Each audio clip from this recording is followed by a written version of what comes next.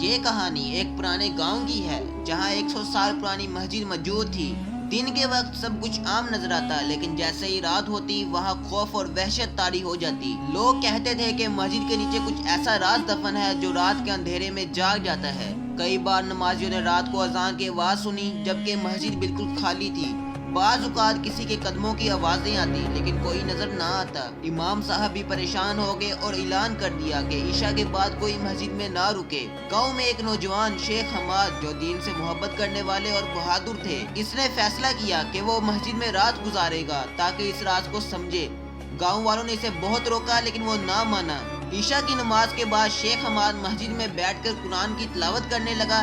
جیسے ہی نصف رات ہوئی اچانک مسجد کی زمین لرزنے لگی، محراب کے پاس سے سرخ روشنی نکلنے لگی اور ایک ہیبت ناک سایہ نمودار ہوا۔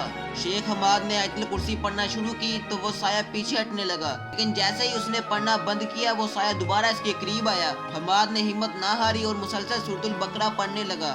اچانک زمین کے نیچے سے ایک چیخ سنائی دی اور پوری مسجد میں لرزش پیدا ہو گئی۔ اگلی صبح گاؤں کے بزرگوں کو معلوم ہوا کہ مسجد کی زمین کے نیچے ایک پرانا خزانہ دفن ہے جس کی حفاظت جنات کر رہے تھے۔ وہ خزانہ صدیوں سے وہاں دفن تھا اور ان جنات نے مسجد پر قبضہ کر رکھا تھا تاکہ کوئی اسے نکال نہ سکے۔ جب گاؤں کے علماء نے وہاں جا کر سورۃ البقرہ اور دیگر قرآن آیات کی تلاوت کی تو وہ جنات وہاں سے ہمیشہ کے لیے چلے گئے۔ خزانہ نکالا گیا اور اسے مسجد کی تعمیر اور گاؤں کی بھلائی کے لیے استعمال کیا گیا۔ یہ کہانی ہمیں سکھاتی ہے کہ جنات موجود ہیں لیکن اللہ کے کلام کے سامنے وہ کچھ بھی نہیں۔ اگر ہمارا ایمان مضبوط ہو اور ہم قرآن کو اپنا ہتھیار بنائیں تو کوئی بھی شیطانی طاقت ہمیں نقصان نہیں پہنچا سکتی۔ امید ہے کہ آپ کو ہماری یہ چھوٹی سی کہانی پسند آئی ہوگی۔ اسی کے ساتھ طلحہ اسلامک پوائنٹ کو سبسکرائب کریں، شیئر کریں اور کمنٹ میں اپنی رائے دیتے جائیں تاکہ ہم آپ کے لیے مزید ایسی سٹوریز لا سکیں۔ تب تک کے لیے اللہ حافظ۔